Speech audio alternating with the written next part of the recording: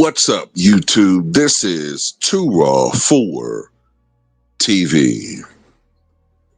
All right, so recently, former NBA player John Salley made an appearance on Vlad TV,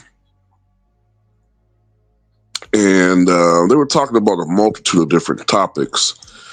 But oftentimes, when someone is talking to John Salley, being a former member of the Detroit Pistons, in particular, the bad boy Pistons squad that won 2 NBA championships, the topic will usually turn toward Michael Jordan, who Spider Sally has, or at least had, a friendly relationship. I'm not sure how close they are now or whether they have talked recently, but at one point in time, they were very friendly. The reason why I'm doing this video is because John Salley finally admitted something that he had been resistant to saying for many, many, many moons. He finally admitted, although I think he kind of hinted at it before, he finally admitted that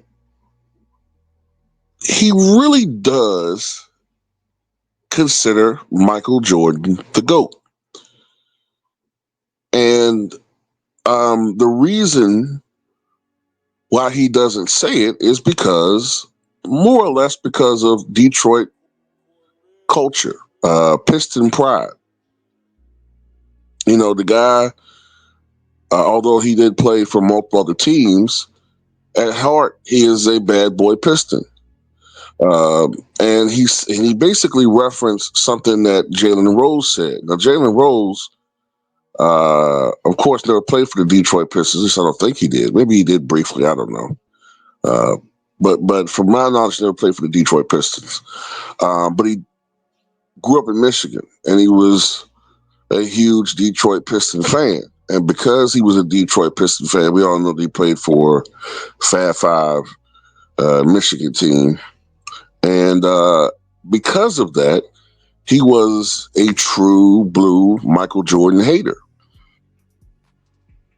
And although he respected Michael Jordan's talent and respected him as a player, but he rooted against Michael Jordan. It was just in his DNA to do that. And, because of his rooting interests. And I understand that. I understand that completely, because that's how rivalries used to be. It was all about sports rivalries at that time growing up, you know what I'm saying? And I think it faded sometime over the last couple of years. It's become, maybe 20 years. It's become more about narratives and individual rivalries. But at that time, it was still more or less about team rivalries. And, I honestly, like I said before, I get that. I suspect that has something to do, too, with the influence of Isaiah Thomas, Bill Laimbeer, and I think at his heart, at his core, Bill Laimbeer knows how great Michael Jordan really is. And you have to suspect that this Piston culture thing is part of the reason why, even if Isaiah Thomas doesn't think Michael Jordan is the GOAT, which is weird because he was calling him the GOAT back in the 90s, for him to now have Michael Jordan as 8th all time on his list, at some point, some of that has to do with personal bias and animus toward each other that's just soured over the years. And part of it is, like I said, just the pride of being a Piston and not wanting to admit that a player who, at one point in time, you got the best of or the better of more often than not, succeeded you as an NBA champion and ultimately matched, and then in a couple of years exceeded what you accomplished. And that probably burns a guy like Isaiah Thomas. And I'm very glad that John Salley was able to, at least admit that even though he's friends with Michael Jordan or friendly with him, as a Detroit Piston, he said it's in his DNA to just hate on Michael Jordan, even though they're cool. You know what I'm saying? And as I said before, I get that. In the past, sports was always about team rivalries. Whether in the NFL, you had the Redskins versus Cowboys at one point in time, or Yankees versus Dodgers, or you know, uh, there are various other Red Sox versus Yankees. You get it. Like, sports used to be more about the rivalries, the team rivalries, and that was also the time when players stuck with organizations um, for a much longer duration of time. Now, was that to the detriment of the players? Maybe, but it wasn't necessarily to the detriment of the fans.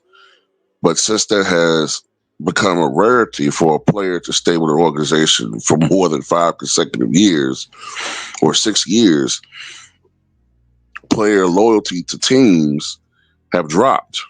And as there's been more of an emphasis on individual great players, and the media plays a role in that, now it's less about team and more about a great player. You see what I'm saying?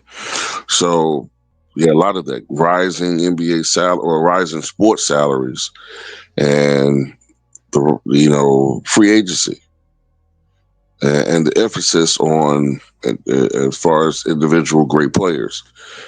But yeah, I'm glad that John Salley finally admitted that he felt that Michael Jordan was a GOAT. You know what I'm saying? And that just also goes to show you too that, and I'm not really trying to denigrate. It has nothing really to do with John Salley, but I just want to expand on this point. That a lot of these guys really do have biases when they're giving their so-called analysis. I'm not saying we don't all have our biases, but at the end of the day, some people may rank a player at a certain level or a certain way because I'm talking about people in the media, because I don't particularly care for this guy. This type of player didn't really grant me interviews. I don't think he treated me with the respect that I think I deserve. So therefore, I'm going to give this guy a hard time, and I'm going to use my platform to try to sully this guy's reputation, or to sully his legacy as much as possible for retribution to hurting my ego. And one guy that I think does that is Skip Bayless when it comes to certain people, in particular Russell Westbrook, for instance.